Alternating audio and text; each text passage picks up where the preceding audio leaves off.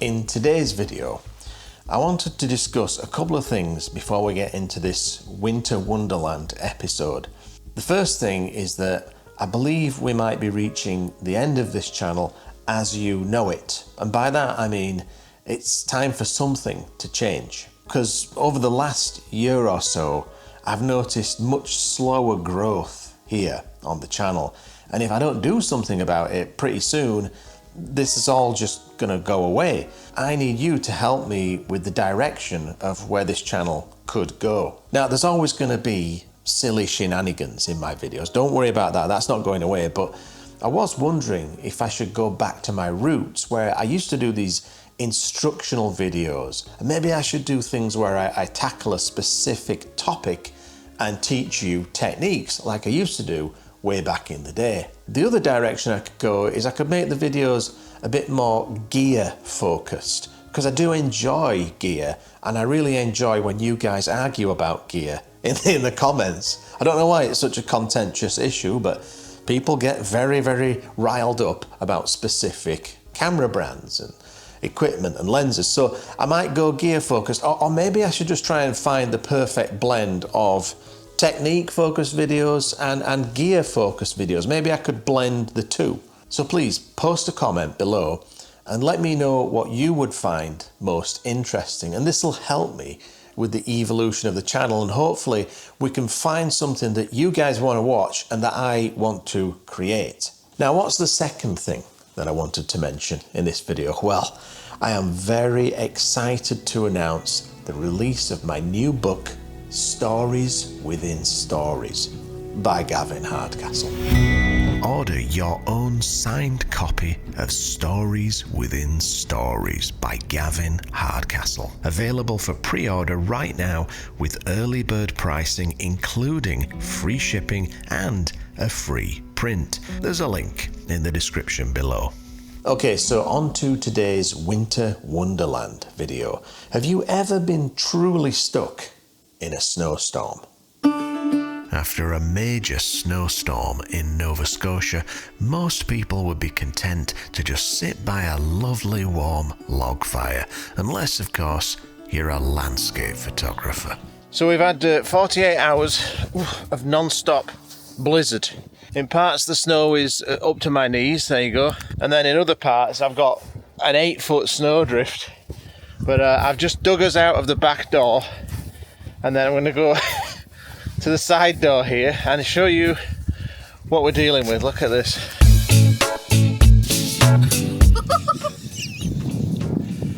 When I was a kid and I saw snow like this, I'd be excited about sledging. As an adult, however, it's all about shoveling. That's the car way down the driveway there. We're gonna get the other shovel, which I think is in the shed there, and we're gonna dig ourselves out so that we can go on a snow day adventure. Amanda perfectly demonstrates the Monty Python post hole. It's a legitimate walk. Look it up. That's a pretty good technique you got there, love. It's good for me because I can just walk in your post holes. This is what it's like living in eastern Canada. So I sped up the footage, to make me look a lot fitter than I really am. And after about an hour and a half and a shoulder injury later, I finally managed to clear a path to the road. Next, I had to defrost the car and then grab my camera bag.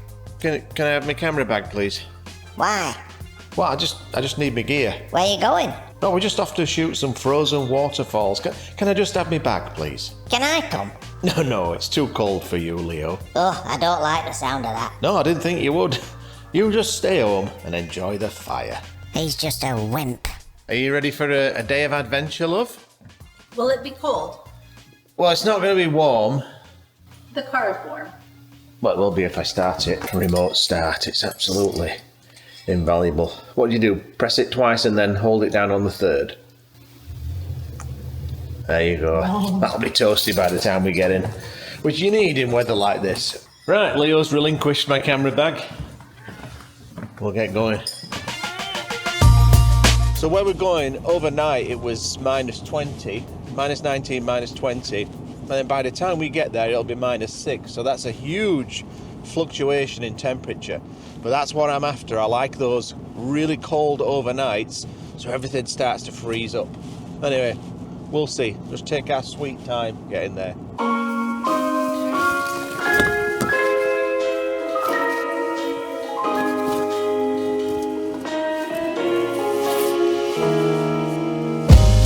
I'm cold already. Well, of course she was, but at least we had some strenuous high knees hiking to look forward to get us nice and warm. Well, the trail is barely visible. I'd say it's a good 16 inches of snow, pretty fresh powder, so it's going to be an absolute nightmare coming back up here. It's usually quite the workout, so you add 16 inches of snow to that and it's going to be quite unpleasant. So Amanda enjoyed the downhill part while she could. Can you hear that? It's a river. That sounds like a raging river to me, so I think we're in luck. We're going to try to go this way. Alright, let's get into the forest then.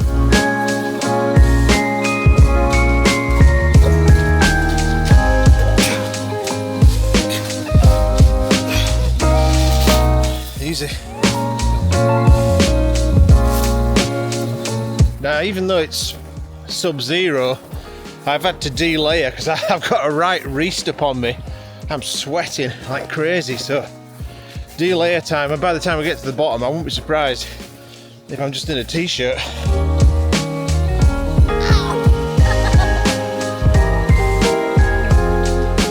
Well, after a pretty easy hike, you can probably tell from my big Cheshire Cat grin that this is absolutely perfect. Have a look at this business.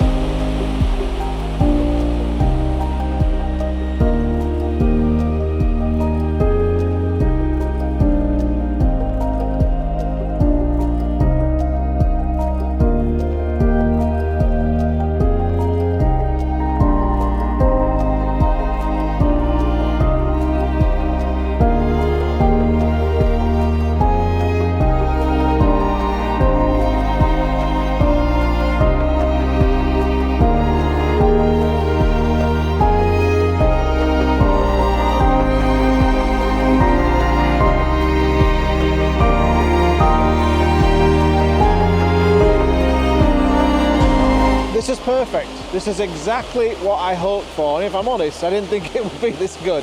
So I'm joyously surprised, which is, you know, that's not the norm, but today is a good day. Although I have fallen into the river twice already, trying to find compositions, but not far, it's fine. I haven't done a full bend and landed on my ass. Do not get that camera wet. Is it insured? Is it? Do not get that camera wet, or you'll need basmati rice. Do not get that camera wet. Just sit on your ass and keep it dry. So now I'm just basically composition hunting. So I'm just walking around with the camera, handheld, no tripod, just getting some rough ideas. And there's already a couple that I can see. So I really love, hopefully you can see it on this, I love this cluster of ice that you can see. And the reason why, to me, this is perfect today is because the water's still flowing, but it's flowing over ice. So it looks like the whole thing completely froze up not that long ago, and then there's been a bit of a thaw, and the water is running on top of the ice. And that just looks so photogasmic. So I know that there's a shot there, but for that one, I will have to get ankle deep in the water, so I'm saving the best till last. So for now, I'm going to work over this side, and there's a few spots that I can see where there's flat ice, so it's kind of like a mirror, so you get a reflexion. Maybe, depends how close I get and how low I get. So I think I'm going to do that one first, and then I'll work my way over to that. But so far, I'm rather ecstatic.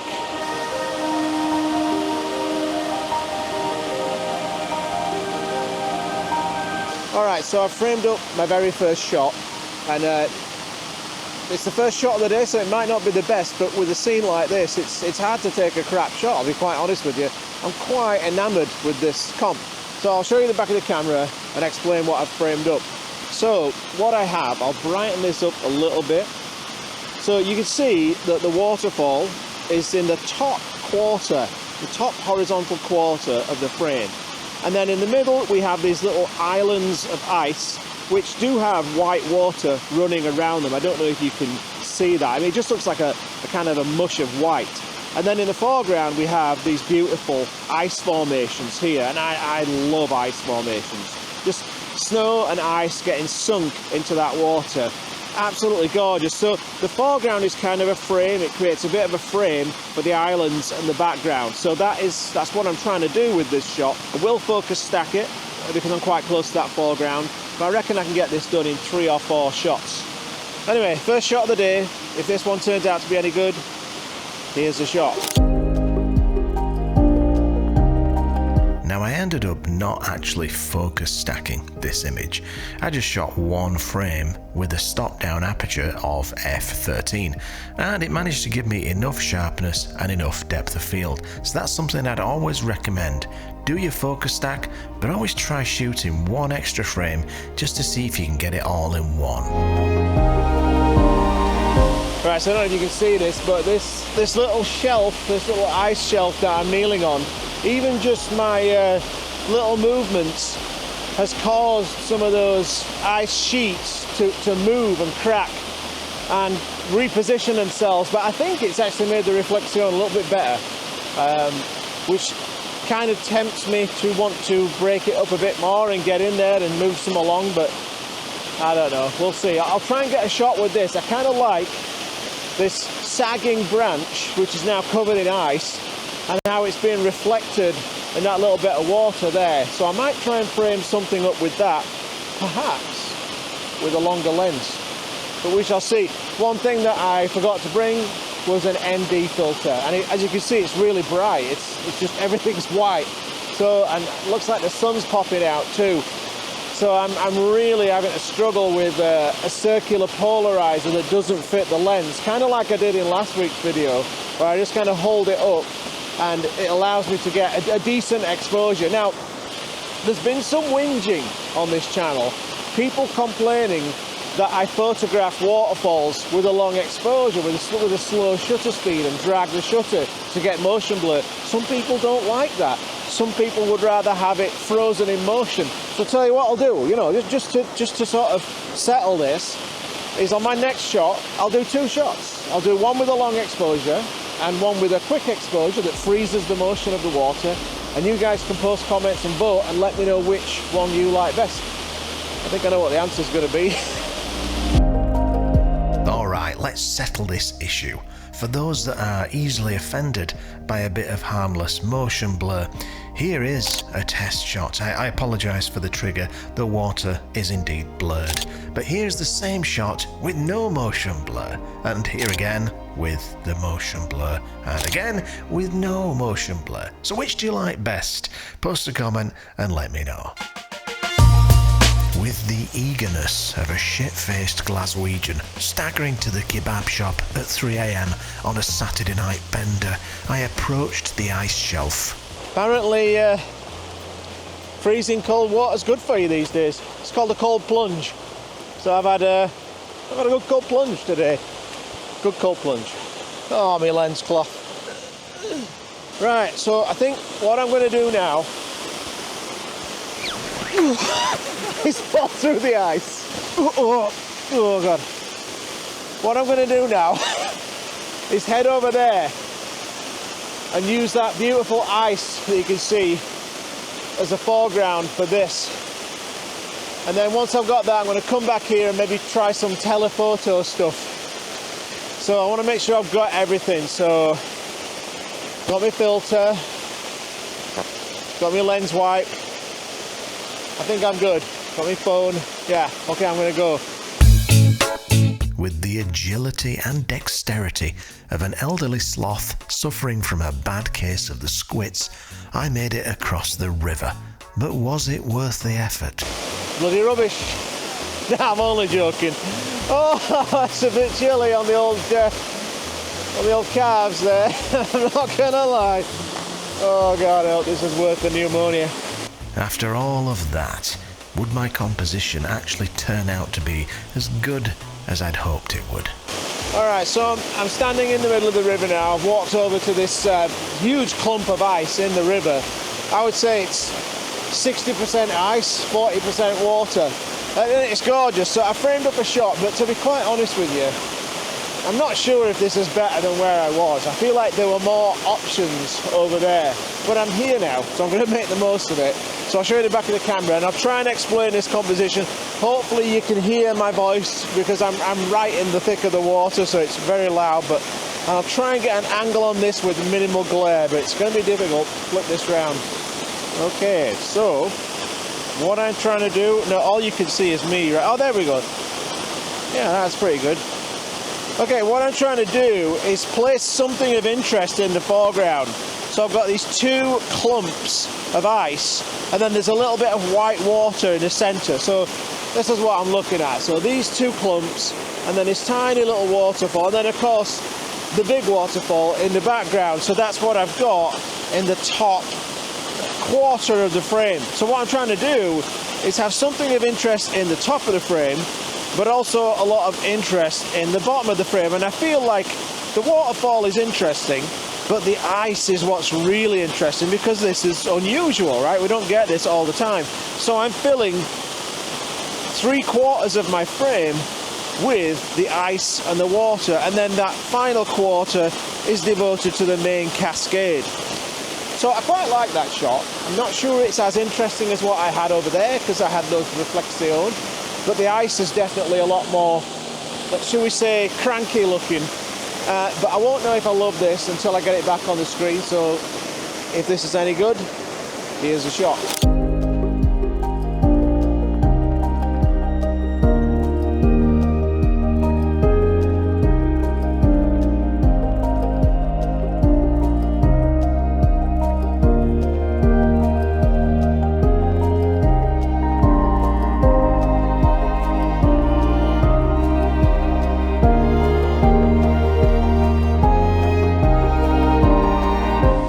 So I've got maybe time for one or two last really quick shots before we've got to get back up that trail and head home. So I put on the 55mm prime, which, as I've mentioned before, I both loathe and love, mainly because the success rate is so low. In fact, I'm going to do a whole video about this lens because it deserves a whole video devoted to it. But if I can get a shot, it's usually fantastic. Most of the time, it's absolutely atrocious, but I'll give it a try. Plus, it's got a CPL on, so I can drag that shutter a little bit. So I think I spotted a shot from just over there. I'll go and try it out, and if it's any good, I'll show you what I've framed up.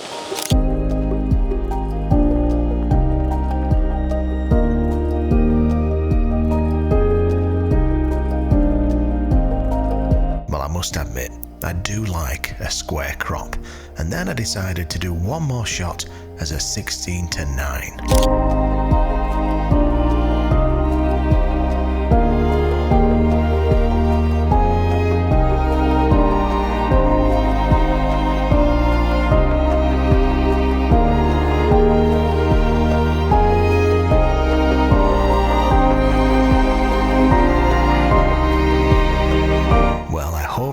Some value out of today's video. And if you want to support the channel, please take a look at my new book, Stories Within Stories. There's a link in the description, and I'll see you next week.